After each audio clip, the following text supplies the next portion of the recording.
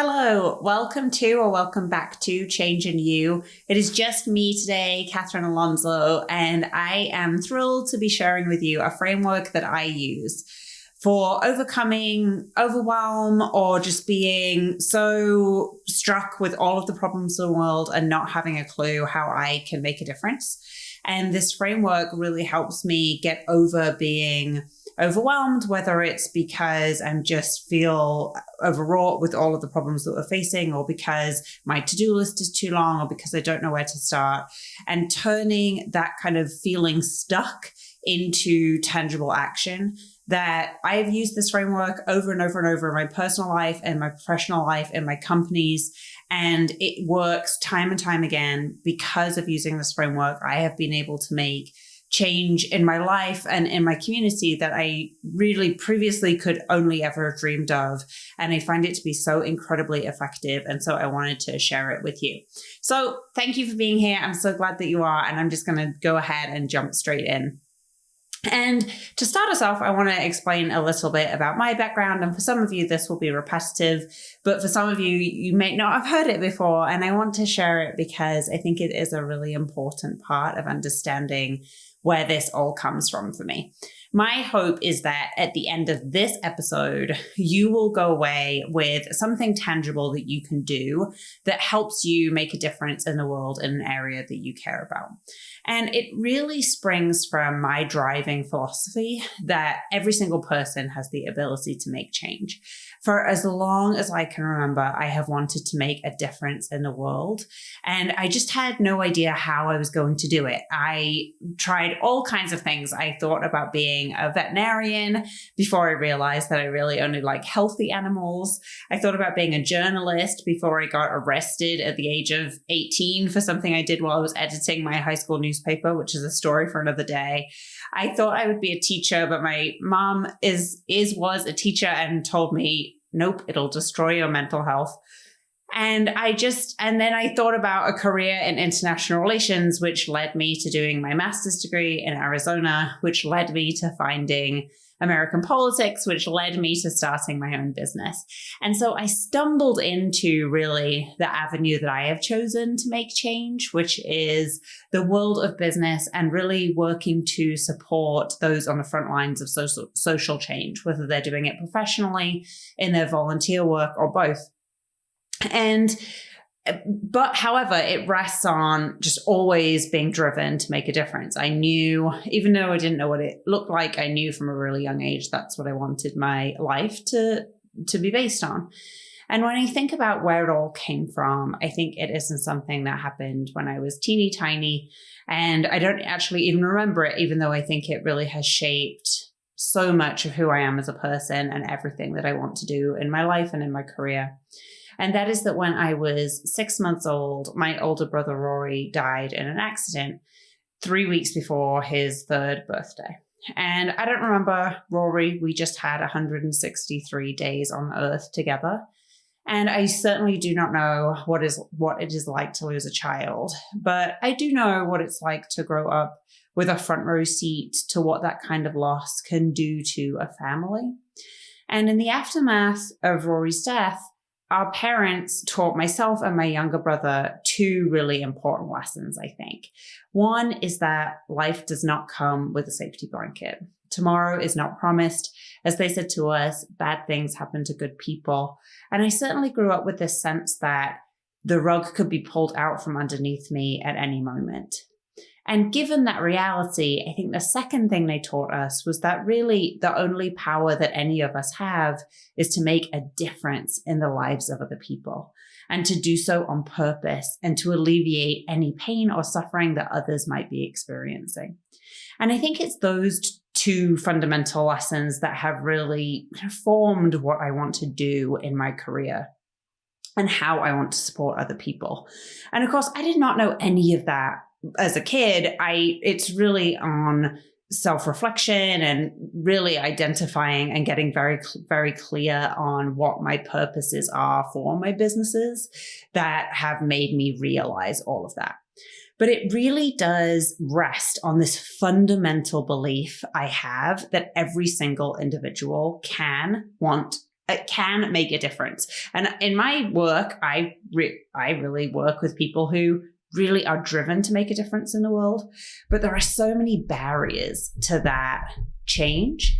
There are so many things that get in the way. It is so easy to feel powerless, hopeless, that we have a lack of agency with the problems around us, be it homelessness, climate change, war in Ukraine, war in Israel and Palestine. It is so easy to just feel like things are going in the wrong direction. And who am I? Who are we to be able to impact those things when you're in the face of such grave issues and such a widespread feeling of a lack of empowerment and a lack of agency? It would be pretty weird for us to think, I'm the one to make a difference. And so I think it can just really get in the way, and it is not always easy. And in fact, sometimes it is impossible to know how we impact change. So I find that given that backdrop, there are 3 really vital ingredients that you need to be able to impact change in the world, in the lives of the people you care about, and in your community. And the three ingredients are: you need to know what matters the most to you. What do you value the most? What is your definition of success? What does winning look like to you? The second one is you really need to know, what is it that you want to impact or change? What's the issue you care about? What's the area you would like to see be different? And then the third one is how. How are you going to go about making change in that area? What do the action steps look like? And in our society, we tend to focus on the second one. What's the thing you want to change? We get very focused on impact and outcome. And it's not that that isn't important. It certainly is. I mean, that's the thing that we want to change, right? But by overlooking the other 2 things, which is what matters to you, what do you value, what's really, really important to you at the bottom of it, and what are the tangible things that you can do, we tend to make things even harder for ourselves. So let's go through the 3. So the first thing to know is what matters the most to you. And a different way to say this, which I absolutely love, and this question has been absolutely foundational to my life, and it really has created so much change. It's not dramatic to say that when I stumbled across this question and started answering it for myself, that it completely changed my life. And that is, what is your personal definition of success? So there is something really, really important to know about how success is defined for you in your career and your life, which is, if you do not have a clearly articulated personal definition of success, you will naturally default to the cultural definition of success that exists around you. So what do I mean by that? So there are unwritten descriptions of success in all of the different groups that you operate in your family, in your community, in your place of work, wherever you grew up, in the country that you live, and in the region of the country that you live. So for example, in North America, the definition of success is quite often wrapped up in material things, achieving more success, getting more things, job titles, money. And it isn't that there's anything wrong with that. In fact, there's absolutely nothing wrong with any of those things, as long as that is actually important to you. So let me ask you 2 questions. One is, I want you to think of, is there a time that you have been chasing something, some sort of goal or achievement, and you realize in the middle of it, or maybe you always know, that this is important to people around you, but it's actually not that important to you? So maybe you were trying to get some sort of qualification, or you were trying to meet a particular income level, or you were trying to have a certain type of thing. And you sort of realize somewhere along the way, wait, this is actually somebody else's ambition for me. My teacher wants this, or my parents want this, but this isn't actually something that is important to me. So that's question number 1. Question number 2 is, have you ever been in a situation where you have been chasing a goal or a type of achievement, and you get there, you achieve it, and you think it's going to make you feel a certain way. You think it's going to make you feel ecstatic or happy or accomplished. And actually at the end, you kind of end up feeling kind of empty, and it just doesn't bring the joy that you thought it was going to. both, if you've experienced either one of those things or both of those are examples of when you have been set up to chase somebody else's definition of success. Oftentimes you will hear people share stories of when they met some incredible goal and they thought it was going to make them so happy, and they actually ended up kind of feeling empty inside. And oftentimes I think that is because it wasn't actually what success meant to them. And the crazy thing about this personal definition of success is that unless it is really clearly articulated to you, for yourself, you will just automatically default to the cultural definition of success that surrounds you. Think about this as an undercurrent. So if you have ever had the experience where you have gone out into the ocean, and in fact, I will tell an anecdotal story that I think demonstrates this really nicely. So on my honeymoon, which was 12 years ago now, me and my husband were in Costa Rica and we went out into the ocean. And it was super, super calm, like just looked on the surface like it was just this sea not moving. And there were signs that said strong undercurrent. And so we knew. We were stupid because we knew there was an undercurrent, and we went out on these like boogie board things that we just lay on. So we were like lying in the ocean and, just holding hands, feet off the ground, just chatting, like lying on these boards on our bellies. And all of a sudden my husband, Ruben, looked around and he said, we're really far out. And I said, no, we're not. And I looked and we were far away from the coastline. And this was a really sort of deserted private beach. There was nobody around. We were staying in this private villa and there was nobody in this area. And all of a sudden I realized, there's this incredible strong undercurrent that has pulled us far, far, far out. So we panicked a bit, but we were able to swim ourselves in. We kind of linked arms, linked boogie boards, and just swam really, really hard and overwrought this undercurrent. But it's such a fantastic analogy for what I'm saying, which is that the undercurrent that you can't feel but is so strong is other people's definition of success.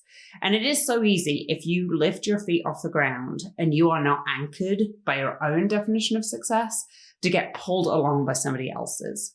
And all of a sudden you'll find yourself prioritizing things that aren't that important to you, or chasing a goal that was never yours to begin with.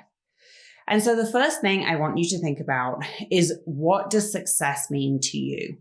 And this can be something that is defined in, sort of right now. This can be for a section of your life. Definitions of success change and evolve. You're not going to have one that fits your entire life. So here are some things to think about that might help you investigate, what is my personal definition of success? So number one is, what are a few things that you would love to experience, see, create, or achieve in your life and or in your career? When it comes to living the very best version of your life that you can imagine, what are the most important things to you? If you were really successful, what would you be doing? Have you ever achieved what you consider to be success in the past, and what was happening? And then when it comes to what matters the most to you, how could you create more of it in the world? So these are just sort of brainstorming, almost journal prompts, think of them, to be able to start getting your wheels turning about what your definition of success is and what success means to you. And I'll tell you one quick personal story, I think, that underlines how powerful this definition of success can be. So when I first founded Javelina, I was just consuming all of the podcasts and the books and the magazine articles that I could about running a small business. And one of the metrics of success of business that you hear all the time is revenue. How much revenue does a company generate? And I would listen to these podcast interviews with business owners who would always tout these really big revenues. And I would compare them to the revenue that Javelina was generating. And I just felt bad about myself. It always made me feel bad. It made me feel like my business was inferior and that we were never going to be able to reach the revenue numbers that these companies were talking about. And then one day I'm a runner and listening to a podcast. And I remember really clearly I was at a traffic light waiting for it to turn green and really listening carefully to this person who was being interviewed, who was talking about these fantastic revenues that his company was generating, but also talking about business practices that I didn't really seek to emulate. They weren't a match for how I like to do business. Nothing nefarious, just wasn't a fit for the kind of business that I want to build. And all of a sudden, I had this kind of lightning bolt moment where I realized I'm running a different race than this other business founder, and yet I'm comparing myself to them. And I need to figure out what my race is and only compare myself to myself. And so that is when I started to get really crystal clear about what my definition of success is. And for me, it is to make the world kinder and more equal. As long as I am doing that or trying to do that every single day, that is what success is for me. And of course, I want profitable businesses that make good revenue. Of course I do, because that revenue is the fuel that drives a business. But it isn't my definition of success. It's not the goal. At the end of the day, it is not what I am shooting for. So I want to share with you a few definitions of success that people have shared with me when I have shared this content with other people. And your definition of success can be absolutely anything, but I think it's helpful sometimes to hear other people's definition of success. So here are a few real ones that real life people have shared with me. So one is be a great dad, supporting my kid to be their very best self.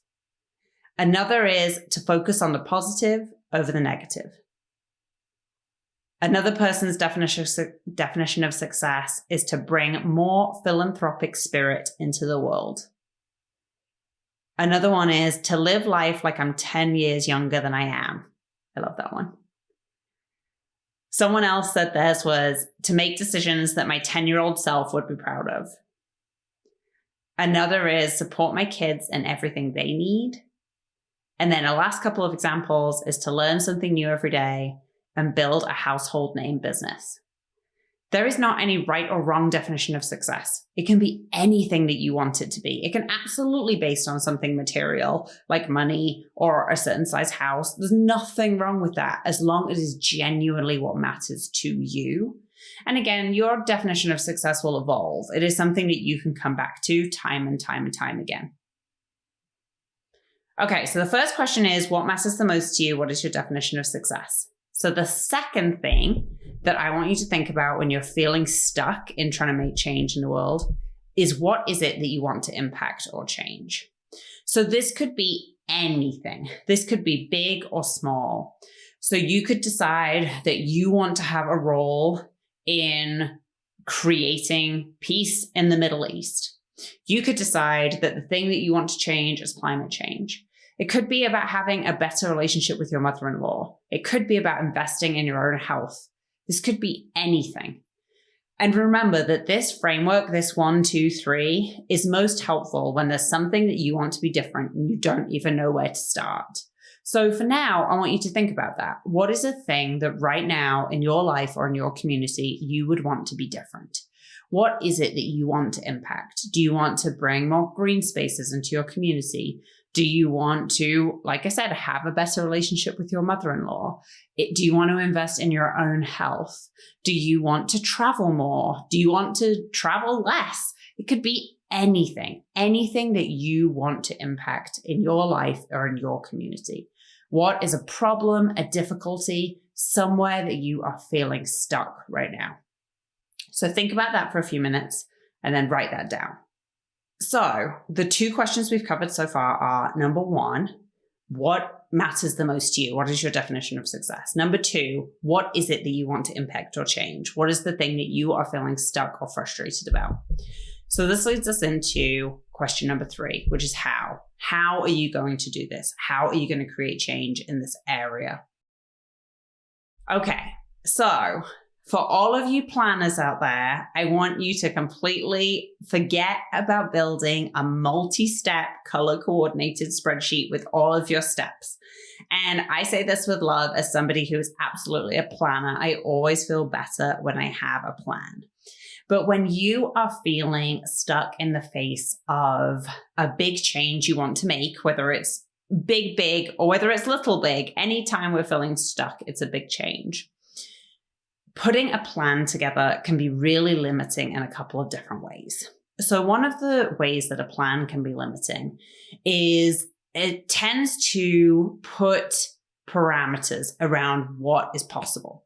So let's say, for example, that you really want to have an influence on racial equality in your community. And you might start to put together a multi-step plan about how you can get involved in that. Well, as you're writing your plan, you would be dependent on all of the information that you currently have. You would be confined by the people that you know, the books that you've read, the content available to you, the resources available to you. Whereas if we go step by step, it creates space for us to be able to change and adapt our actions as we go based on what we learn. So putting a plan together at this point can limit possibility. The other reason that putting a plan together isn't the best use of your time at this point is because you do the first thing. Let's say you come up with a 10-step plan. If these are all the things I'm going to do. Then you do the first step in your plan and you gain information, insight, or connections that actually change the rest of your plan. But you're like, well, I have a plan. I have to stick to it. And so again, it can be really, really limiting. And then another limitation of a plan is that things go wrong. We get sick.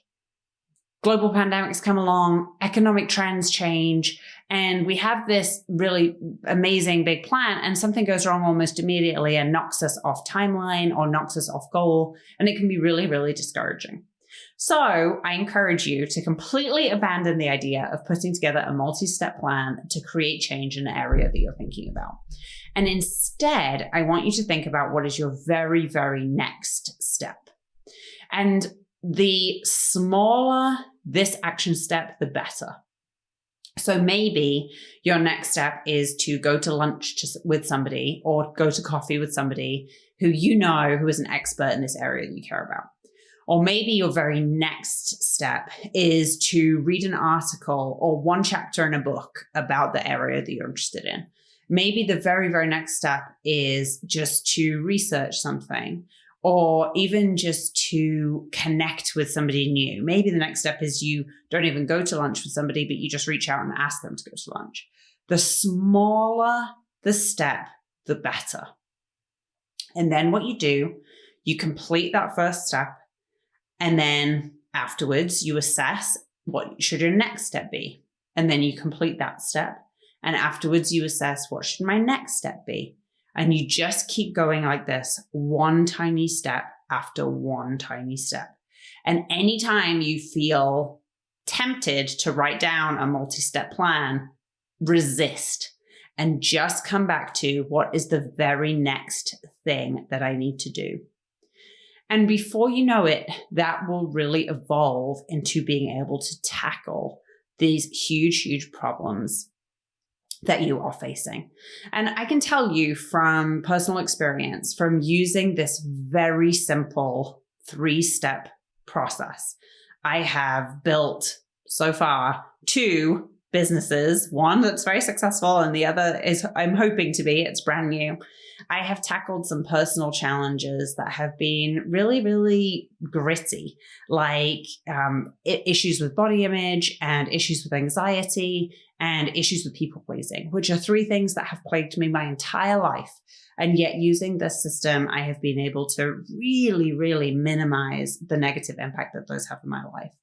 I've also been able to be a part of some really exciting change-focused initiatives on topics like abortion rights, housing and homelessness, education, minimum wage, and have materially changed outcomes for people that live in my community and live in the communities of the clients that I have the pleasure of working with. So this works. There is really nothing that you can't tackle by using this 3-step process. Now, there is one last thing that you need to know about, and that is a secret ingredient. Before I go into the secret ingredient, let's recap the steps real quick. So number 1 is what matters the most to you. What is your personal definition of success?